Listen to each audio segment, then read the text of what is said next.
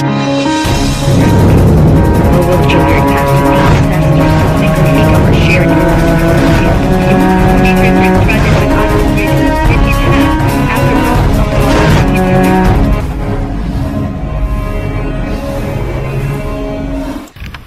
is 1 meter deep. Inside is full of water. This water gets in through this pipe, which comes from the river, and the water gets out through this pipe, and then it goes to all the mountains.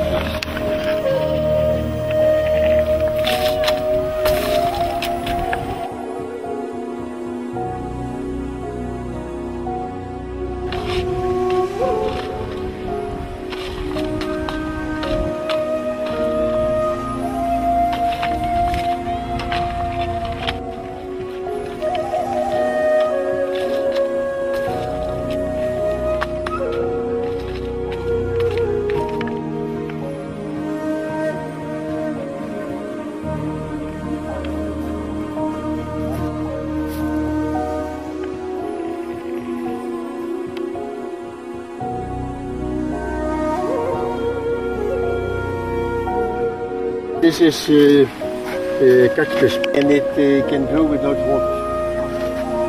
And animals eat it. It's very rich in sugar.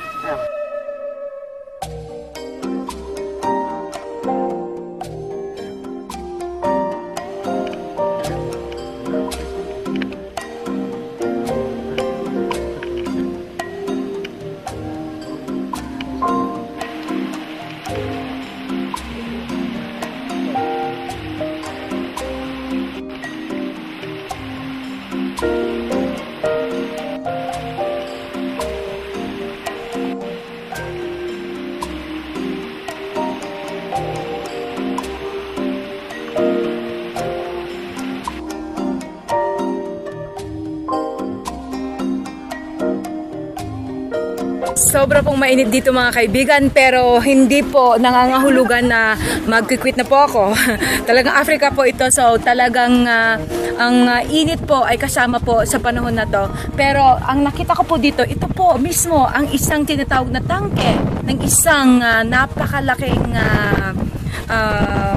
container po ng mga tubig. At dito po nanggagaling ang mga tubig na dumadaloy po sa kada puno. So, tinatawag po na drip irrigation. So, wala pong natatapon na tubig, kundi kada drop po ay talagang napakahalaga. Dahil kung maidrop po sa mga hindi naman talagang kinakailangan, ibig sabihin sayang naman po yung tubig. Dahil ito po ay mga ilang, how many, Mr. Yan? 50,000. Ha? 50,000. 50,000 liters. Right? 50,000 liters of water. Okay. So, according to Mr. Yan po, 50,000 liters of water po ang nandito ngayon nakabaon.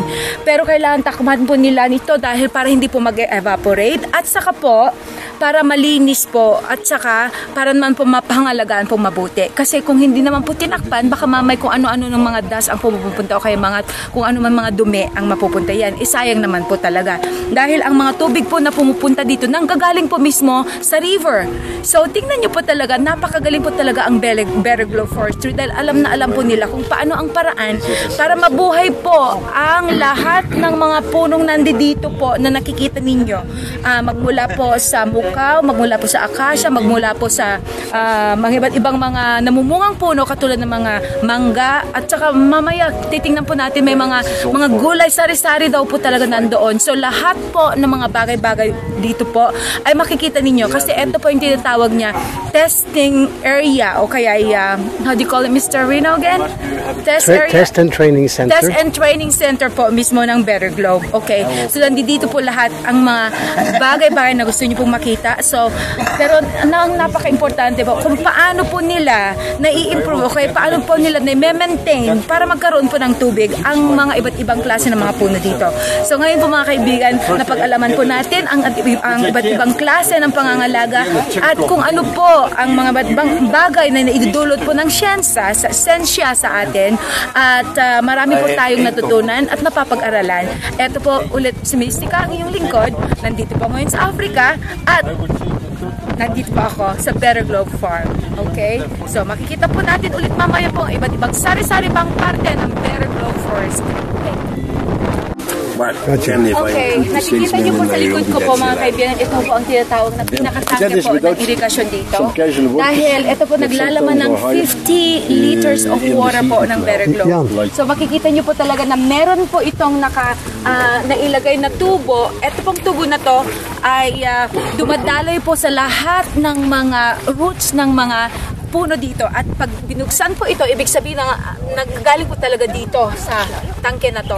So, it's very nice na malaman po talaga na ganyan kinabubuhay ang mga puno po dito sa pamagitan po ng drip irrigation, dahil po para po sa kanila ang water system po talaga ay napaka-importante, at dahil po ang Better Globe Forestry, sila po ang nakakaalam ng paraan kung paano po mapanatili at kung paano po mabuhay ang mga trees dito, dahil po sa disyerto po itong lugar na to. Kung hindi po nila alam kung ano ang mga paraan para po mabuhay ang mga puno po dito, nangangaluan, wala po talagang mabubuhay na kahit isang puno po dito.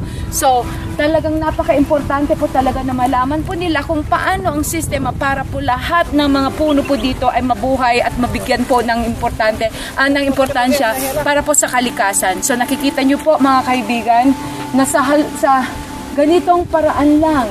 Biro mo, hindi naman ito yung gawa ng isang semento or kung ano pa, kundi gawa lang po ng isang lupa or whatever na itinabol lang po, pagkatapos binutasan po doon sa mismong pinakagitna. At iyon po mismo ang pinagpondohan po nila ng mga tubig. So yan ang pinakatangke po nila o kaya pinaka-container po nila para po lahat ng mga puno nandito sa paligid-paligid ay mabibigyan po ng buhay dahil lang po dito. So napakalaga po ito. Ito po ang tinatawag na yan ang pinaka-key para lahat po ay magkaroon ng daloy kada roots ng kanya-kanyang puno. Right?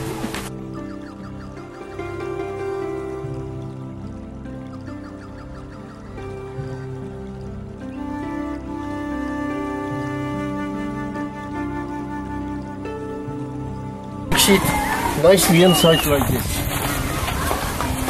Then we put some steel cable on top, and we put plastic sheet on top, and that's it. Simple like this. The water gets out here. Okay, we cut it off.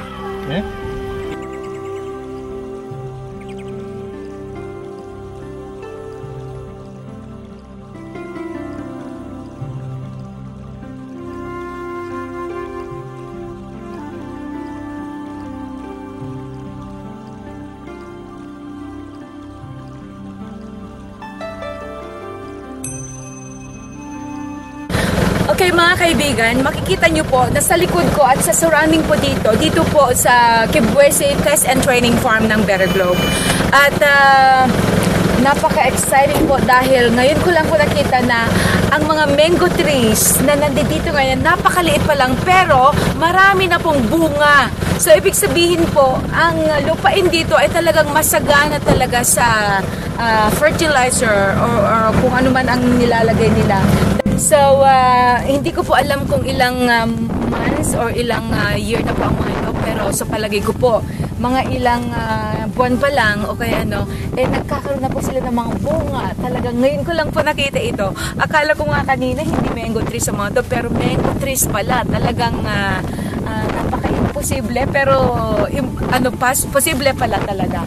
Hindi ko akalain na ganito pala dito sa Africa, dito pala sa plantation na to, talagang kakaiba ang nakikita ko. So, talagang napaka-exciting po talaga ang biyahe ko po dito sa Africa. Marami po akong natutunan, marami po akong nakita na hindi ko po akalain nung tinitingnan ko lang po sila sa mga videos, sa mga pictures. Pero pag nakita pala sila sa totoong buhay, ngayon po talaga natin makikita talaga na posible lahat. Basta ang importante po, maniwala tayo dahil ako mismo nandito ako at naniniwala ako na ang Better Globe, malaking bagay po ito para sa ating lahat. So hindi lang po bukaw trees ang maaari po nilang itanim o kaya iba't ibang mga kahoy kahoy, pero mga masasaganang pagkain po, mga fruit-bearing trees din po ay pwede pa rin nilang itanim po dito sa lugar na to. Pero yung mga ibang banda po katulad mga very desert o kaya hindi po pwedeng itanim ang mga itong klase. Pero dahil po dito sa lugar na to ay pwede po ang mga pagkain o kaya iba't ibang mga klaseng puno na pwede nilang tamnan o kaya itanim o kaya pagmumulan later ng mga iba't ibang mga klaseng mga prutas na pwede po nilang ibenta sa mga ibang palengke o kaya kung ano saang man lugar. So, ito po yung pinaka the best po na lugar para po itanim po ang mga yon. So, ngayon po mga kaibigan, nakita nyo na at mamaya ilibot pa po ako sa ibang mga lugar po at makikita po natin ang iba't iba pang mga puno kung ano po ang kanilang mga itinanim dito. So, andyan po kayo. Wait because I'm gonna be right back with you guys. Ito po ang example ng isang mahogany tree. At ito pong puno na to ay 4 years old pa lamang. Can you imagine pag ito po ay 20 years old na? So, napakalaki na po ngayon. As of now, makikita nyo na parang isang akap po ngayon. Okay? So, pagdating po ng 20 years, nangangahulugan na dodoble pa po o magtitriple o kung ano man po ang magiging laki nito balang araw.